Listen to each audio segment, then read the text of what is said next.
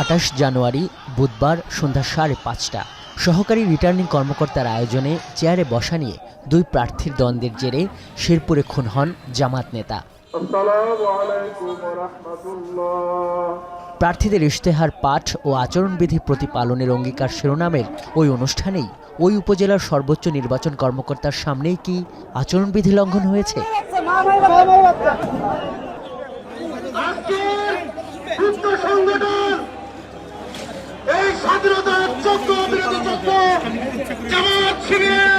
নির্বাচন আইন গণপ্রতিনিধিত্ব আদেশ থেকে তৈরি রাজনৈতিক দল ও প্রার্থীর আচরণ বিধিমালা 2025 অনুসারে এই ঘটনায় আচরণবিধির 2টি ধারার অন্তত 3টি উপধারার লঙ্ঘন হয়েছে। যেমন আচরণবিধির 6 ধারায় বলা হয়েছে, প্রচারণার ক্ষেত্রে সব প্রার্থী সমান অধিকার পাবেন এবং অন্য প্রার্থীর প্রচারণা পণ্ড ও বাধা দিতে পারবেন না। একইভাবে 15 ধারায় বলা হয়েছে, নির্বাচনী প্রচারকালে কোনো ধরনের তিক্ত ও উস্কানিমূলক বক্তব্য দিতে পারবেন না। শুধু শেরপুর না, ঢাকার অন্তত 2টি আসনে প্রার্থীদের প্রচারণায় প্রতিদ্বন্দ্বী প্রার্থীর এজেন্টদের বিরুদ্ধে হামলার ঘটনা খবর হয়েছে। এইগুলো যদি না থামানো হয়, একসময় দেখা যাবে যে এটা একদম লাগামহীন হয়ে গেছে এবং নির্বাচনের যে আইন শৃঙ্খলা মেনে চলার যেটা দায় থাকে সবারই, সেক্ষেত্রে কারোরা কেউ আর দায়টা নিবে না, বলবে যে সবই তো হচ্ছে। আচরণবিধি লঙ্ঘনের অভিযোগ শুধু তৃণমূলে নয়, শীর্ষ নেতাদের উপরেও আছে। বিএনপির শীর্ষ নেতা শেরপুর, কিশোরগঞ্জ, নরসিংদী, নারায়ণগঞ্জ, কুমিল্লা সহ একাধিক জনসভা করেছেন গভীর রাত পর্যন্ত। অবশ্য দিনের কোন ভাগে জনসভা করা যাবে তা নির্ধারিত নেই আচরণবিধিতে।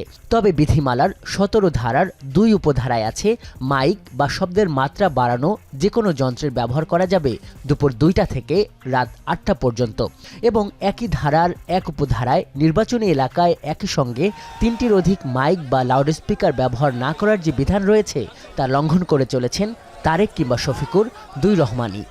নাগরিকের সমস্যার সৃষ্টি করবে, কোনো অসুস্থ, কোনো ঘুমন্ত, কারো পড়াশোনা করে, সেই জন্য মাইককে সীমিতকরণ কারণে ওইটা।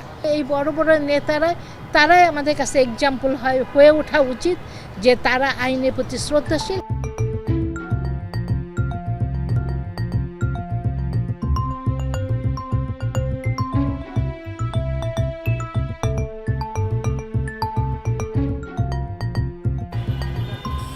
এবারের প্রচারণায় যে কোনো ধরনের পোস্টার নিষিদ্ধ করা হয়েছে। বলা হয়েছে ব্যবহার করা যাবে ব্যানার এবং ফেস্টুন, তবে তা হতে হবে নির্ধারিত মাপের এবং সাদা কালো। একই সঙ্গে নিষিদ্ধ আছে সিনথেটিক উপাদানের উপর প্রস্তুত যে কোনো ধরনের প্রচারণা সামগ্রী। কিন্তু বাস্তবতা হলো শহর জুড়ে দেখা যাচ্ছে এরকম রঙিন এবং সিনথেটিক উপাদানের উপর প্রস্তুত নানান ধরনের প্রচারণা সামগ্রী। প্রশ্ন হলো, এটি হচ্ছে কোন আইনে?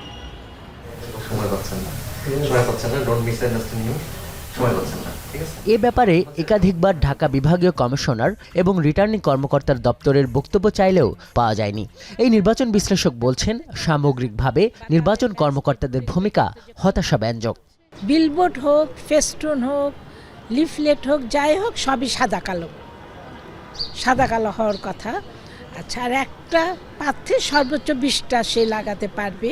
যাদের জন্য করা, তারাই যদি আইন ভঙ্গ করে, তাহলে তো এটা আইনেরই প্রয়োগ যে শিথিল, তারই প্রমাণ হয়ে যাবে। সংসদ নির্বাচনে রাজনৈতিক দল ও প্রার্থীর আচরণ বিধিমালা 2025-এর 7ম ধারার ঘ উপধারায় আছে, প্রতিদ্বন্দ্বী প্রার্থীর প্রচারণা সামগ্রীর ক্ষতি সাধন করা অপরাধ। যদিও দেশের প্রায় সবগুলো সংসদীয় আসনে এ ধরনের অপরাধ সংঘটনের অভিযোগ পাওয়া যাচ্ছে। আজহার লিমন, এখন, ঢাকা। কালার এক্সপার্ট এবং ডার্ক স্যাপ সমৃদ্ধ অরিক্স অ্যাডভান্স ডিটারজেন্ট পাউডার, আপনার লন্ড্রি এক্সপার্ট।